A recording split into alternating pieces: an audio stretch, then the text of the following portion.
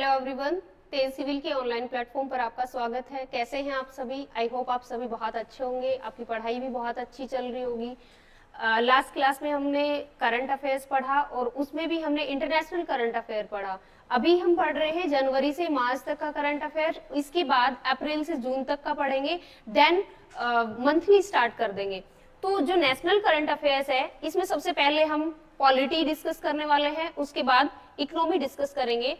तो पहली न्यूज है वो हमारी है फाइनेंस कमीशन से रिलेटेड। अभी फाइनेंस कमीशन के नए अध्यक्ष अपॉइंट हुए हैं, 16th फाइनेंस कमीशन है ये।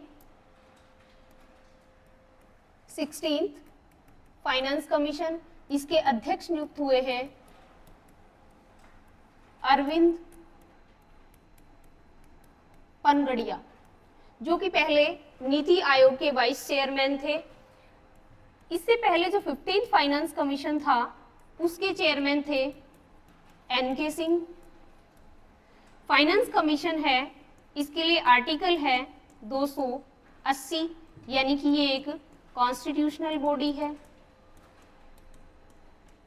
कॉन्स्टिट्यूशनल बॉडी होने के साथ साथ ही ये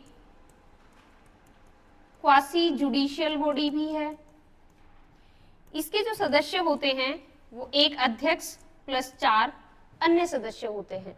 ठीक है, ये फैक्चुअल इंफॉर्मेशन थी। इसके साथ ही हम देखते हैं कि जो स्टेट लेवल पर जो स्टेट फाइनेंस कमीशन होता है उसके लिए आर्टिकल कौन सा है, तो वो है आर्टिकल 243 आई। देखो आर्टिकल 243 है, उसमें बहुत सारे सब आर्टिकल हैं, जैसे 243 ए बी सी इस तरह से हैं। तो फाइनेंस कमीशन के लिए आर्टिकल आई है, तो ये हमें कैसे याद रखना है, 243 आई से हमें याद रखना है इनकम। जैसे ही इनकम वर्ड हमारे दिमाग में आएगा हमें याद आ जाएगा कि फाइनेंस कमीशन के लिए आर्टिकल है 243 आई। ठीक है, अगली न्यूज देखते हैं। India to include Persian as one of 9 classical language. जनवरी की ये न्यूज है, उस टाइम पर्शियन को भी क्लासिकल लैंग्वेज में इंक्लूड करने की बात हो रही थी। तो हम देख लेते हैं कि कौन कौन सी लैंग्वेजेस इसमें शामिल थी या और कौन सी हैं।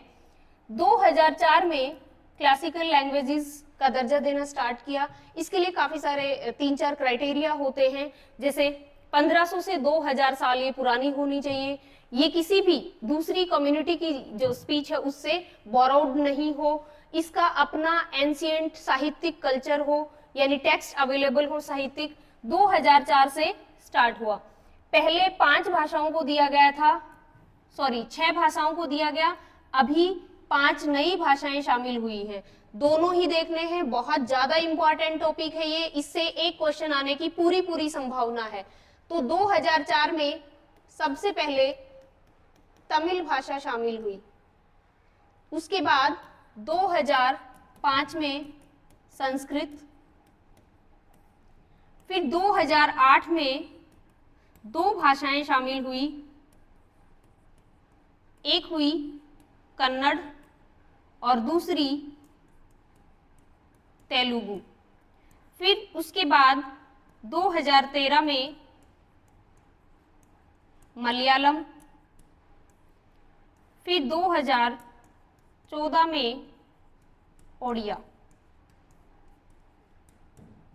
1 2 3 4 5 और 6, ये 6 भाषाएं पहले शामिल कर ली गई थी। अभी 2024 में 5 नई भाषाएं शामिल की हैं। वो कौन सी हैं?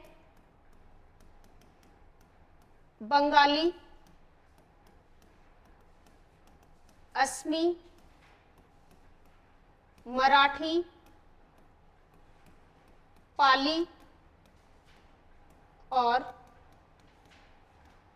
प्राकृत। देखो यहां पर क्वेश्चन कई तरह से पुटअप हो सकते हैं। पहला, इनका सीक्वेंस अरेंज करवाया जा सकता है। यूपीएससी में भी ऐसा क्वेश्चन पूछा जा चुका है, एचपीएससी में भी, आरएएस में भी पूछा जा चुका है।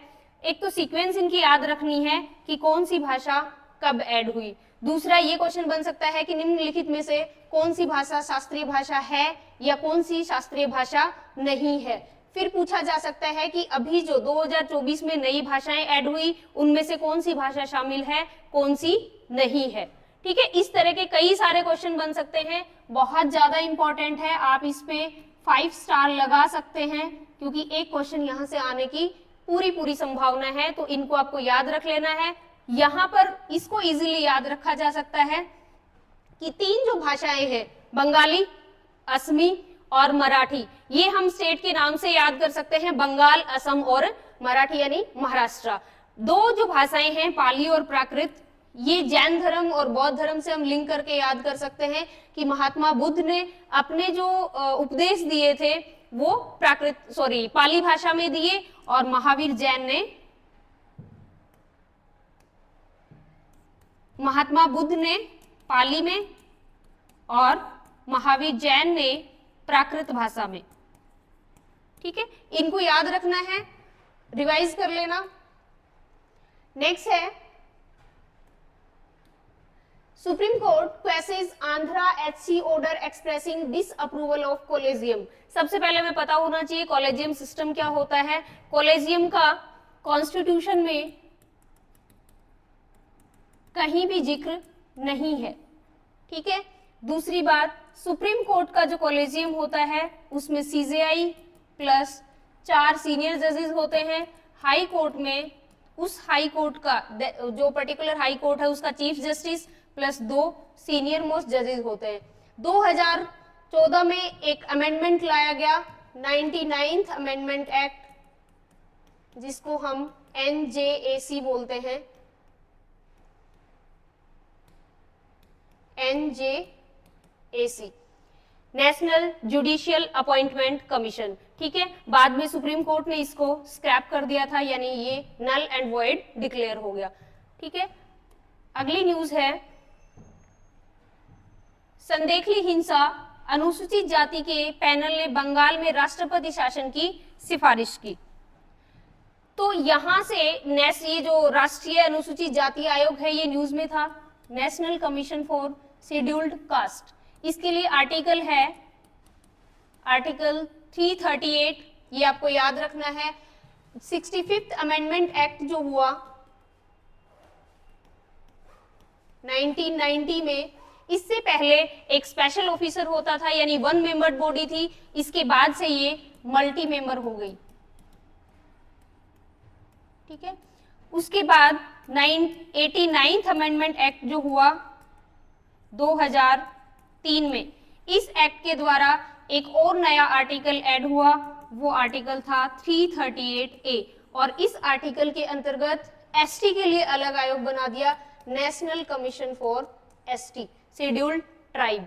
उसके बाद 2018 में ओबीसी के लिए भी एक अलग आयोग बना दिया है 102nd अमेंडमेंट से। ठीक है, नेक्स्ट न्यूज है What are the differing legal positions on the regional benches of Supreme Court in India? जो लॉ कमीशन है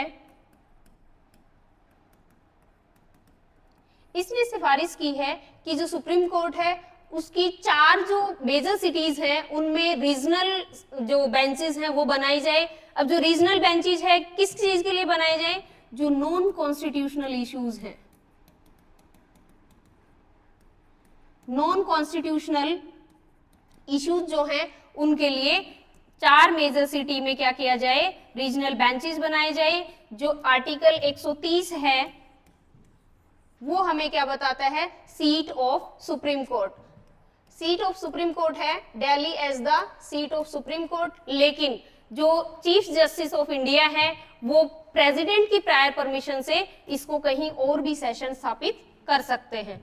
ठीक है, अगली न्यूज है ex SC justice AM Khanwilkar appointed as Lokpal chairperson. Lokpal अध्यक्ष नियुक्त हुए हैं। लोकपाल जो है उसमें एक अध्यक्ष प्लस 8 अन्य सदस्य होते हैं। इनमें से 50%, at least 50% SC, ST, OBC, minority and women, ये होना बहुत जरूरी है। ठीक है, कैसी बॉडी है ये?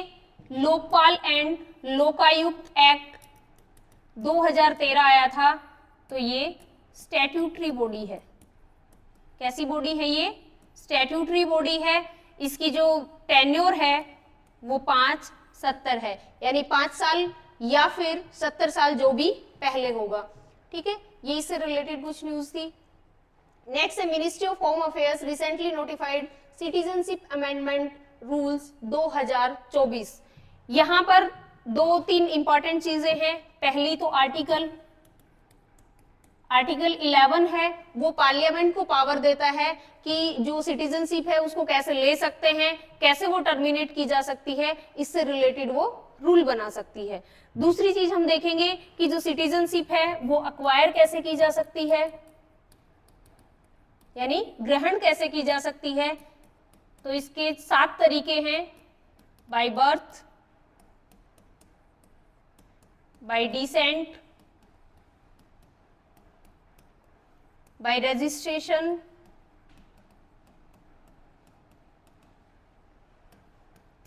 by naturalization। ये जो नेचुरलाइजेशन है इसमें पहले 11 इयर्स की टाइम लिमिट थी, जो कि अब कम करके 5 इयर्स कर दी है। ठीक है, छठा जो तरीका है वो जो आसाम अकॉर्ड हुआ था, आसाम अकॉर्ड 1980s में, इस आसाम अकॉर्ड के अंतर्गत भी कुछ प्रावधान किए गए हैं सिटीजनशिप से रिलेटेड। 7वां जो पॉइंट है वो है 2019 में कुछ अमेंडमेंट हुए। ये जो 2019 में अमेंडमेंट हुए,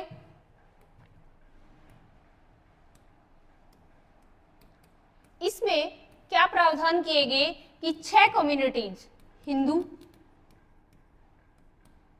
सिख, बुद्धिस्ट,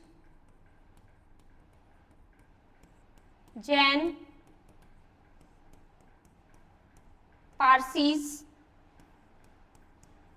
और क्रिश्चियन कंट्रीज हैं बांग्लादेश,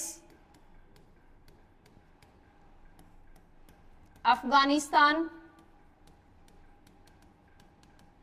एंड पाकिस्तान। इसमें यह प्रावधान है कि इन 6 कम्युनिटी के लोग अगर इन 3 देशों से आए हैं और वो 31 दिसंबर 2014 से पहले भारत में इलीगल तरीके से भी अगर आए हैं तो उनको भी सिटीजनशिप दी जा सकती है। फिर देखते हैं कि सिटीजनशिप टर्मिनेट कैसे होती है। इसके जो मेन तरीके हैं, एक तो है ऐच्छिक, कि आपने अपनी इच्छा अनुसार अपनी सिटीजनशिप यानी नागरिकता को त्याग दिया। दूसरा, आपने किसी अन्य देश की नागरिकता ले ली, अन्य देश की नागरिकता। और तीसरा होता है कंपल्सरी टर्मिनेशन।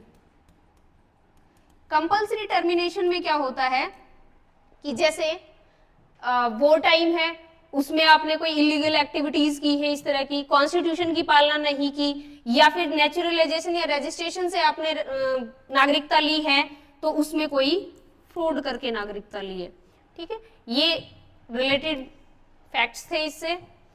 अगली न्यूज देखते हैं, एमसीसी। देखो, अभी रिसेंटली हरियाणा में और जम्मू कश्मीर में असेंबली इलेक्शंस हुए हैं, इससे पहले हमारे लोकसभा के इलेक्शन भी हो चुके हैं। तो एमसीसी है वो अभी काफी न्यूज में था। एमसीसी क्या है? Moral code of conduct. Moral code of conduct ये मेनली मेंस एग्जाम का टॉपिक है, लेकिन फिर भी फैक्चुअल इंफॉर्मेशन देख लेते हैं। 1960 में फर्स्ट टाइम केरला के जो असेंबली इलेक्शन हुए इसमें इसको अडॉप्ट किया था। किया किसने? केरला ने अडॉप्ट किया। कब किया? 1916 में, और 1974 से ये all over the India implement हो गया। नेक्स्ट हम इकोनॉमी से रिलेटेड कुछ न्यूज देखेंगे, और इकोनॉमी में सबसे पहले हम देख रहे हैं जीआई टैग्स। अभी का मतलब यहाँ पे हम जनवरी से मार्च के बीच का ही लेंगे, क्योंकि बार बार मैं अभी या रिसेंटली वर्ड यूज करूंगी। तो ओडिशा के 7 प्रोडक्ट्स को जीआई टैग मिला। कौन कौन से? कपड़ा गंडा शॉल, ये खॉन ट्राइब बनाती है। दूसरी लांजिया चोपड़ा पेंटिंग, ये इसी नाम से ट्राइब है। कोरापुट काला जीरा, इसका कलर है वो ब्लैक होता है, इसे प्रिंस ऑफ राइस भी कहते हैं। नयागढ़ कांटेनगुंडी ब्रिंजल, ये कांटेदार बैंगन होते हैं। ओडिशा खजूरी गुड़, ये पाम ट्री से खजूर गुड़ एक्सट्रैक्ट किया जाता है। और ये डेंगनाल मांझी, ये पनीर से बनी हुई एक मिठाई होती है, पनीर से बनी मिठाई, ठीक है। इनको जीआई टैग मिला। जीआई टैग है वो जीआई गुड्स एक्ट 1999 के अंतर्गत दिया जाता है, 10 वर्षों के लिए दिया जाता है और 10 साल बाद इसको रिन्यू करवाया जा सकता है। जैसे सबसे कॉमन एग्जांपल हम सभी को पता होगा बीकानेरी भुजिया, राजस्थान से जिसको जीआई टैग मिला हुआ है। बहुत सारे हैं, किसी दिन पूरी लिस्ट हम देखेंगे। First oil was recovered from the Krishna Godavari basin 30 kilometre of शोर ऑफ काकीनाडा। तो यहां पर ये देखना है कि ओएनजीसी है, ये 71% डोमेस्टिक ऑयल प्रोडक्शन, जो ऑयल एंड गैस प्रोडक्शन है उसका 71% प्रोडक्शन कौन करती है? ओएनजीसी करती है। बाकी इससे रिलेटेड इंपॉर्टेंट फैक्ट नहीं है इसमें, क्योंकि मेंस में पूछा जा सकता है कि कौन कौन सी कंपनीज है, किस तरह से इनका क्या रोल है, वो देख लेंगे। Davos 2024, India set up an alliance for global good gender equity and equality. On the sideline of 54th World Economic Forum, देखो मेनली इसी के लिए इस न्यूज को डाला गया है ताकि हम वर्ल्ड इकोनॉमिक फोरम के बारे में कुछ फैक्ट्स देख लें।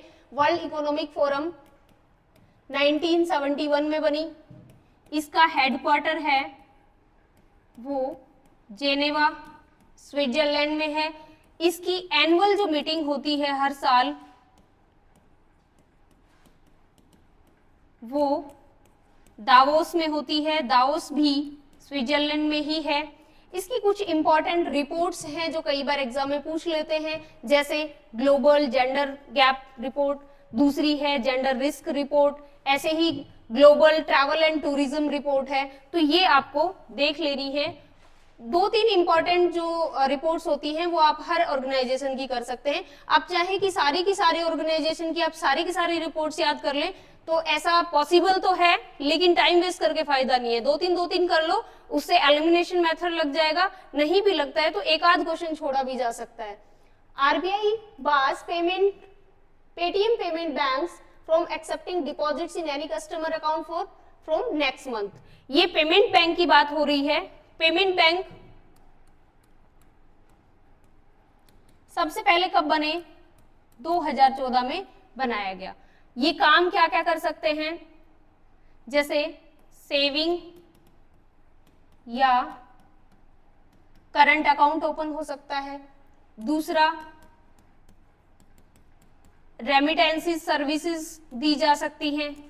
नेट बैंकिंग की सर्विस प्रोवाइड करवा सकते हैं। दूसरा, ये क्या नहीं कर सकते? क्या नहीं कर सकते हैं? लोन नहीं दे सकते। लोन नहीं दे सकते इट मीन्स क्रेडिट कार्ड ये नहीं दे सकते हैं। दूसरा, एनआरआई से डिपॉजिट्स नहीं ले सकते हैं। एनआरआई डिपॉजिट या टाइम डिपॉजिट भी ये नहीं ले सकते। कोई भी पेमेंट बैंक बनने के लिए एटलीस्ट 100 करोड़ का उसके पास एक बैकअप होना चाहिए, तभी ये दर्जा दिया जा सकता है। दूसरा, इसमें जो डिपॉजिट लिमिट्स है वो पहले 1 लाख थी, जो अब बढ़ाकर 2 लाख कर दी है। ठीक है, तो ये कुछ रिलेटेड फैक्ट्स थे। अगली न्यूज है, the finance minister announce the schemes in the interim budget to promote Indian blue economy. Blue economy से रिलेटेड ये मेंस में ज्यादा क्वेश्चन पूछा जा सकता है। बाकी हमारा जो पोटेंशियल है ब्लू इकोनॉमी का वो लगभग $1 ट्रिलियन है। कितना है? $1 ट्रिलियन। एक सागरमाला प्रोजेक्ट है, इसमें एक्स्ट्रा इंफॉर्मेशन में दिया हुआ है, ये 2003 में लॉन्च हुआ for the modernisation of ports. ऐसे ही एक और प्रोजेक्ट है भारतमाला। सागरमाला पोर्ट्स के लिए है, ऐसे ही भारतमाला रोड्स के लिए है। नेक्स्ट न्यूज है इफको रैंक्स फर्स्ट। तो हमें सिर्फ यही देखना है कि इफको है, इसकी फुल फॉर्म क्या है, Indian farmers fertiliser cooperative limited, और ये वर्ल्ड की सबसे बड़ी कोऑपरेटिव सोसाइटी है। क्या है ये? वर्ल्ड की सबसे बड़ी कोऑपरेटिव सोसाइटी है। Finance and corporate affairs minister presented interim budget 2024-25 in parliament. देखो, जब कोई भी गवर्नमेंट चेंज होने वाली होती है, या ये कहें कि इलेक्शन ईयर जब होता है, तो उस time full fledged budget pass नहीं किया जाता, एक इंटरिम बजट लाया जाता है। तो बजट से रिलेटेड फैक्ट्स हम देख लेते हैं कि बजट जो है ये वर्ड कॉन्स्टिट्यूशन में कहीं भी मेंशन नहीं है। इसके लिए एक आर्टिकल है 112 जिसमें एनुअल फाइनेंशियल स्टेटमेंट लिखा हुआ है। कौन इसको प्रेजेंट करता है? Finance minister. ठीक है, तो आज के लिए इतना ही था। ये हमने नेशनल करंट अफेयर्स देखा, इसमें पॉलिटी एंड इकोनॉमी देखा है। नेक्स्ट जो पार्ट है उसमें आगे का देखेंगे। आज के लिए इतना ही। Thank you.